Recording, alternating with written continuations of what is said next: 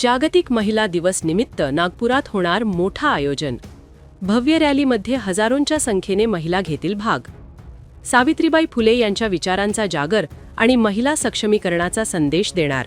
जागतिक महिला दिनाच्या औचित्याने क्रांतिज्योती सावित्रीबाई फुले यांच्या विचारांचा जागर आणि महिला सक्षमीकरणाचा संदेश समाजापर्यंत पोहोचविण्याच्या उद्देशाने 8 मार्च 2026 रोजी दुपारी 3 वाजता कॉटन मार्केट येथील सावित्रीबाई फुले यांच्या पुतळ्यापासून गांधी सागर तळावापर्यंत भव्य रॅलीचे आयोजन करण्यात येईल, अशी माहिती आज आयोजन समितीकडून ॲडव्होकेट सुषमा भड यांनी दिली.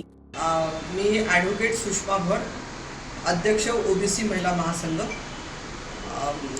8 मार्च जागतिक महिला दिनाच्या निमित्ताने आम्ही स्त्री हक्काचा जागर या थीमवरती महात्मा फुले आणि सावित्रीबाई फुले यांच्या पुतळ्याला फुले मार्केट येथे हार घालून आम्ही या कार्यक्रमाचं उद्घाटन करणार आहोत.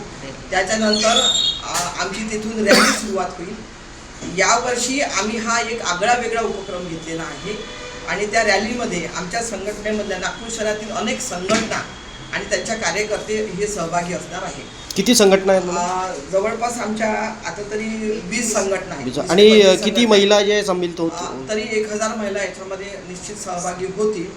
आणि या रॅलीमध्ये आम्ही वेगवेगळ्या प्रकारचे म्हणजे फ्लेक्स, त्याच्यामध्ये वेगवेगळे सामाजिक संदेश, पोवाडे, गाणे, वेगवेगळ्या प्रकारचे पथनाट्य, लेझिम, असे सगळ्या प्रकारचं त्याच्यामध्ये एक सांस्कृतिकरण, म्हणजे त्याच्यामध्ये एक सोशल मेसेजेस, सामाजिक मेसेजेस आम्ही या माध्यमातून देणार आहोत. अशा प्रकारे ही रॅली आमची गांधी सागर तलावाच्या उद्यानापर्यंत जाईल. त्या उद्यानाच्या आतमध्ये पुन्हा आमच्या सामाजिक आमच्यासोबत जुळलेल्या सगळ्या सामाजिक संघटनांच्या ज्या महिला आहेत त्या वेगवेगळ्या प्रकारचं तिथे सादरीकरण करणार आहे. त्याच्यामध्ये संत विचाराचा जागर असणार आहे. सामाजिक न्यायाबद्दलच्या सुद्धा भूमिका ठेवल्या जाणार आहे. कोणी गाणी, पोवाडी आणि वेगवेगळ्या माध्यमातून ज्याला जे सांस्कृतिक कार्यक्रम करता येतील, त्याच्यामध्ये फक्त सामाजिक मेसेज असेल.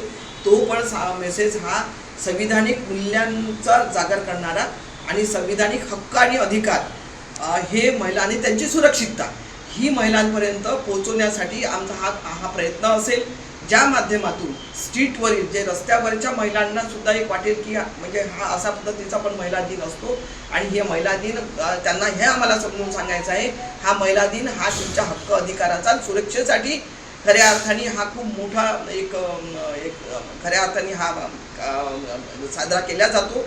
आणि या माध्यमातून प्रत्येक महिलेला स्वतःचे हक्क, अधिकार आणि सुरक्षितता जाणून घेण्यासाठी आम्ही हा कार्यक्रम करणार आहोत. याच्यानंतर आम्ही वर्षभर वेगवेगळ्या स्लम एरियाज आहे, वेगवेगळे नागपूर शहरातील पूर्ण एरियाज आम्ही कव्हर करणार आहोत. त्याच्या माध्यमातून ही आमची संविधानिक आणि प्लस एक सामाजिक, त्याच्यानंतर आमच्या इथल्या महामानवांनी, संतांनी जी काही या आमच्या एक मूल्य दिलेली आहे, या मूल्यांचा जागर आम्ही सातत्याने करून समाजामध्ये महिलांच्या मध्ये एक आत्मविश्वास निर्मितीसाठी आम्ही प्रयत्न करणार आहोत. म्हणून माझं एक आव्हान आहे की समस्त नागपूर शहरातील आणि सगळ्यांनी, म्हणजे नुसत्या स्त्रियांनी नव्हे, महिलांनी नव्हे, तर युवक, युवती, विद्यार्थी असतील आणि पुरुषांनी सुद्धा मोठ्या संख्येने याच्यामध्ये समाविष्ट झालं पाहिजे. कारण ही इक्वॅलिटी ही म्हणजे नुसत्या महिलांचं नव्हे, तर याच्यामध्ये पुरुषांचा पण सहभाग फार महत्त्वाचा असणार आहे.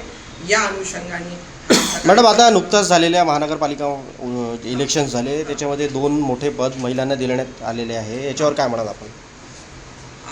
महापौर आणि उपमहापौर. येस, महिलांना ही मोठी पदं देण्यात आली. याच्या माध्यमातून आता जरी आता ती पदं दिली जरी असली तरी कसं आहे की महिलांनी खऱ्या अर्थाने याच्यामध्ये प्रायोरिटीने नागपूर शहरातील महिलांच्या समस्या जाणून घेणे, त्याच्या महापौर, उपमहापौर ज्या बसलेल्या आहेत, या शहरामधल्या महिलांच्या समस्या ज्या आहेत त्याच्यावर त्यांनी पहिल्यांदा प्रायोरिटीने लक्ष दिलं पाहिजे.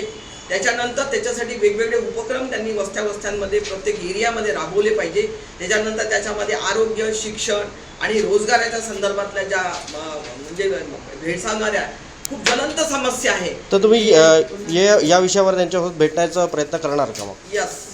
आणि अन्याय अत्याचाराच्या संदर्भामध्ये सुद्धा नागपूर शहरातील महापौर आणि उपमहापौरांनी त्याच्यावरती एक टोल फ्री नंबर दिला पाहिजे की त्यांना क्विकली त्याच्यावरती प्रोटेक्शन मिळालंच पाहिजे या पद्धतीचं अमेंडमेंट त्यांनी खऱ्या अर्थाने जर केलं तर या पदावर बसलेल्या महापौर आणि उपमहापौर या आम्ही म्हणू की आमच्या महिलांच्या जो काही एक रिझर्व विकासासाठी अशा पद्धतीचा निवडून दिल्यानंतर आम्हाला फायदा होतो, मस्त महिलांना फायदा होतो.